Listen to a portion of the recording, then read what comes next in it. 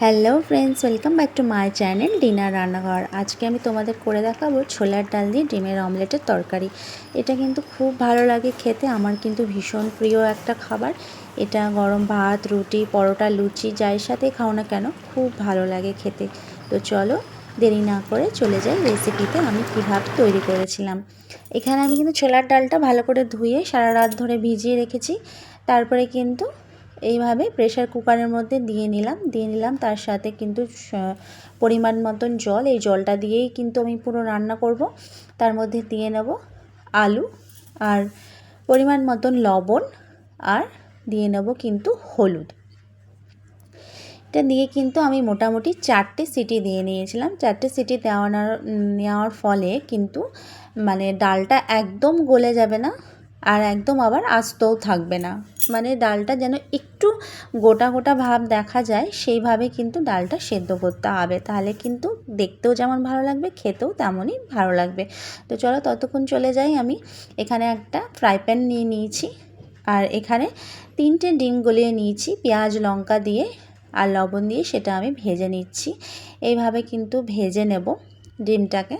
দেখতেই পাচ্ছ সবাই ডিমটা ভাজতে পারবে, কিন্তু আমি ডিম কিন্তু সেরকম উল্টাতে পারি না। ডিমের জন্য তোমাদের দাদাভাইকে ডাকতে হয়, কিন্তু আজকে ছিল না তাই আমাকেই করে নিতে হলো। তাই ডিমটা উল্টানোর সময় কিন্তু একটু ভেঙে গেছিলো, তোমরা একটু সাবধানে উল্টে পাল্টে নিও। তারপরে কিন্তু এইভাবে ভেজে ভালো করে সেটা আমি একটু ভাগ করে নিচ্ছি। তো এখানে আমি ডিমটাকে দেখতেই পাচ্ছ একদম পাটির মতন গুটিয়ে নিয়ে ভাগ করে নিলাম। এখানে ডালটাও সেদ্ধ হয়ে গেছে, ডালটা কিন্তু ঠিক এরকমভাবেই সেদ্ধ হতে হবে। দেখো একদম গলেও যায়নি আবার একদম আস্তও নেই। তারপরে কড়াইতে দিয়ে নিলাম রিফাইন তেল, তোমরা চাইলে সর্ষের তেলেও রান্না করতে পারো। একটা ফোড়ন দিয়ে দিলাম যেটার মধ্যে রয়েছে জিরে, দারচিনি, একটা শুকনো লঙ্কা, একটা তেজপাতা। সেটা একটু ভাজা হতেই দিয়ে নিলাম এর মধ্যে কুচিয়ে রাখা পেঁয়াজ। একটা বড় সাইজের পেঁয়াজ নিয়েছিলাম আমি, সেটা ভালো করে কুচিয়ে নিয়েছি। তারপরে এইভাবে কিন্তু লাল লাল করে একদম ফ্রাই করে নিলাম। তারপরে এখানে বড় চামচের 1 চামচ আদা রসুন পেস্ট দিয়ে নিলাম। হ্যাঁ, এখানে কিন্তু মশলা একটু বেশি লাগে, যেহেতু ছোলার ডাল কিন্তু মশলা একদম টেনে নেয় আর ডিমও একদম মশলাপাতি সব টেনে নেয়, তাই জন্য কিন্তু সেভাবে আমাদের মশলাটা দিতে হবে।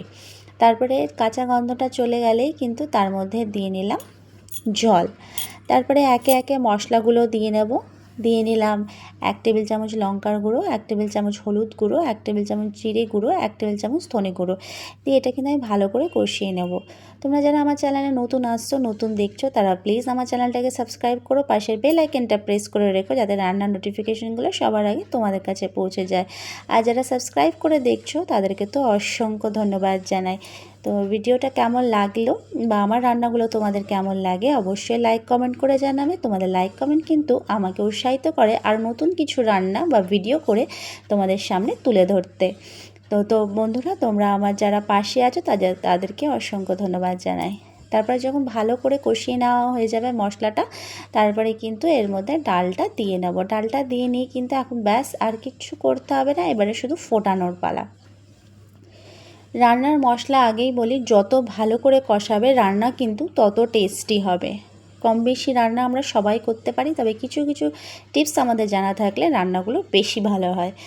তারপরে কিন্তু এখানে একটা একদম লাল পাকা টমেটো দেখে একটাই গোটা টমেটো আমি কিন্তু এটাকে কুচিয়ে নিয়ে দিয়ে নিলাম। বেশ খানিকটা কাঁচা লঙ্কা দিয়ে নিলাম।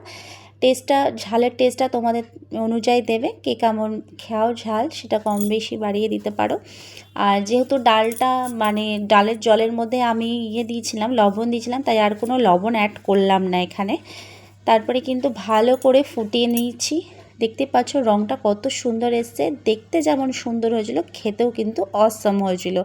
তো এইভাবে কিন্তু টমেটোগুলো খুন্তি দিয়ে একটু আমি মানে ম্যাশ করে দিচ্ছি, তাতে কিন্তু টেস্টটাও খুব ভালো হবে, ডালটাও ঘন হবে।